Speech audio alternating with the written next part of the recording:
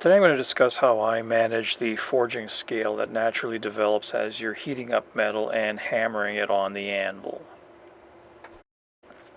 I get a lot of comments on this, and thanks to those comments, I did realize that I hadn't really covered this fully in other videos. I've mentioned it in the process that I use for hammering out metal, but I never really made the connection between the temperatures that I'm using to forge and how that affects the scale that's produced, and as a result, the surface texture that you get on the piece. So hopefully this video will give you a better understanding of what I'm doing as I'm forging something out and answer a lot of the concerns that you now have.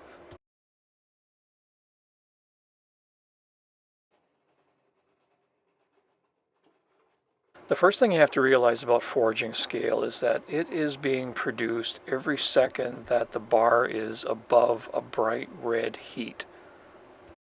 The scale is produced by the hot surface reacting with the oxygen in the air. So the minute you get the bar above a red heat, it starts forming scale. There isn't anything you can do about it.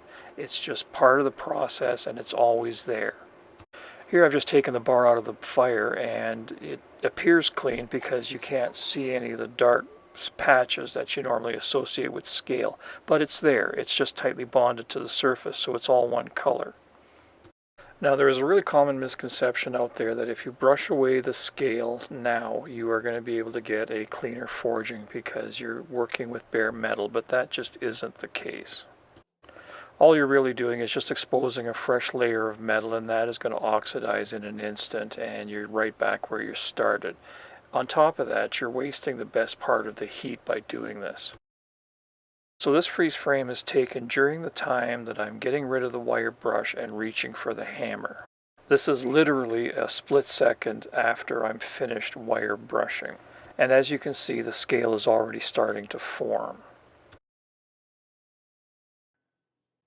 And I'll give it a couple of taps with the hammer just so you can see how much scale is actually on every surface of this bar. And of course the forging process breaks the scale off of the surface, and then that exposes fresh metal which oxidizes in an instant, and then the process just continues until the bar falls below a red heat and it no longer reacts with the oxygen in the air. So here's another look at it. I've slowed it down slightly so that you can get a good look at what's going on. I'm using a wire brush to clean off all the surface scale, and I don't have any scale on my anvil. So popular opinion now tells me that I have a clean bar of steel to work with. But once again, the scale is reappearing before I can even get one hammer blow on the work. And a couple of taps does reveal how much scale is actually surrounding this entire piece. So based on my experience and in my opinion, everything that I've done to this bar up to this point in this heat has been a complete waste of time. The brushing did absolutely nothing to remove any of the scale. There is just as much now as when I first pulled the bar out of the fire. And the reality is, even though I spent quite a bit of time brushing the scale off of this bar, there is still scale underneath the bar and up against the anvil, and there is scale on top of the bar and underneath my hammer. So with every hammer blow, I am driving scale into the surface of this piece of metal, and there isn't anything that I can do about that at this point in the process.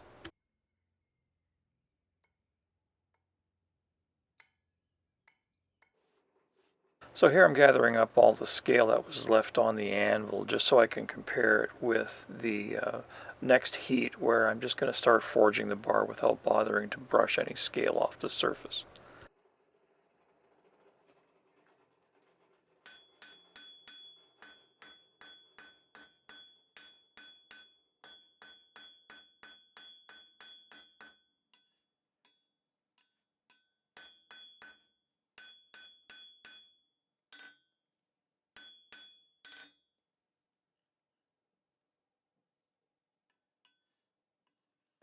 So I got about twice as much scale with this method, but that stands to reason because I got twice as much hammering in on this bar, and all of the scale that broke off of the bar was on the anvil and pretty much stayed there. The first example, most of the scale was brushed away from the anvil when I was doing the wire brushing. And the only scale that got to stay on the anvil was what broke off while I was doing the hammering, and that was only for the last part of the heat. The point of all this is just to explain that scale is just part of the hot forging process, and it's just always around, and you have to accept it. And the same goes for the surface of the anvil. I get a lot of comments about why I don't religiously clean the surface of my anvil. And the simple reason is it just doesn't matter. There's always scale on the work, in between the work and the anvil. Whether there's a few flakes laying around on the anvil makes absolutely no difference. The purpose of bringing the bar stock up to a yellow heat or above is to get it extremely malleable so that you can shape it as quickly as possible and get the finished dimensions that you want. It is not a time to worry about surface texture or the finish of the piece. It's a time to concentrate on moving metal quickly and getting work done. You know the old expression, strike while the iron is hot. Well, this is exactly what it's talking about. So what I'm doing here in the next couple of heats is actually what I never do, and that is to try to hammer on as much scale as possible. And I'm actually going to grind all of this scale into a fine powder. I'm just going to knock the scale off of the bar, and then I'm going to pile it up, and then I'm going to drive it into the surface of the bar. And what I'm going to be doing in this process is I'm going to be turning scale, which is relatively harmless, and turning it into a fine powder, which is a problem. If I allow this fine grit to stay on the surface of the anvil, it will drive into the metal and cause deep imperfections that are going to be very hard to remove. This rarely causes any problems on an anvil unless you really go after it like I'm doing here. But if you're using some kind of a swage or a closed die, this powder can pack in there and really cause some imperfections in the die. So when you're using dies, you really need to be careful about how much scale is accumulating inside of that die. But on an anvil surface, it usually takes care of itself because it doesn't really have anywhere to accumulate. And it can be easily brushed off every once in a while when you clean off the scale on the anvil. So here's a closer look at that bar, and you can see all of the imperfections that occurred when I hammered on top of all of that ground up scale.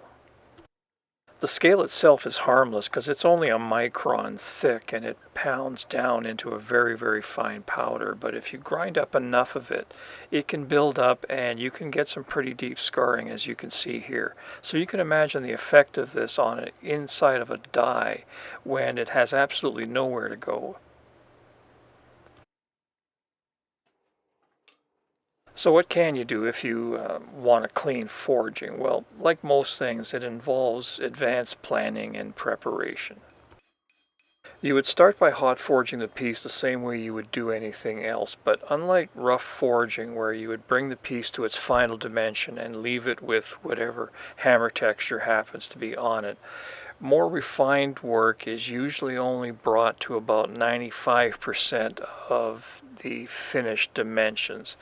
And you forge to the final dimensions with a number of heats that are taken at a very low heat.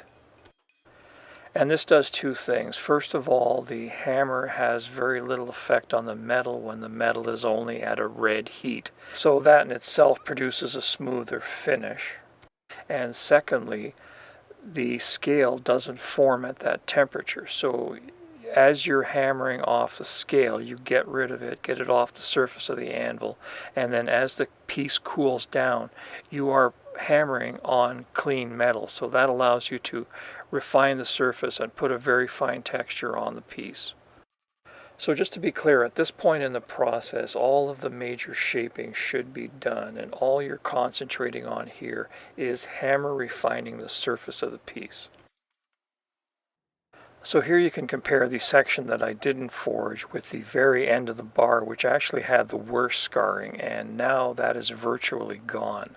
So if I had carefully forged this piece to make sure that that scarring wasn't there to begin with, I'd have a glass smooth piece of metal right now. So here's the process that I follow with every heat that I do. I use the hottest part of the heat to shape the metal as quickly as I can. I'm not worried about scale on the anvil or the odd missed hammer blow at this point. When the heat drops down below the forging range, I'll take a few seconds to refine the surface as much as I can. For just about everything I do, that produces a good enough surface. If I need to carry it further, I'll take a smooth anvil block out and I'll refine the surface. And here you can see the finish that produces, and this will take very little file work to clean up to a bright finish. And again, you see the original scarring on the left-hand side of the piece. Hi, I'm Dennis, and thanks for watching. If you're interested in supporting this channel, the simplest way, of course, is to like, comment, and subscribe. If you have questions and you want to contact me directly, you can do so by emailing me at either one of the addresses that I have listed here. It may take me a couple of days, but I will get back to you.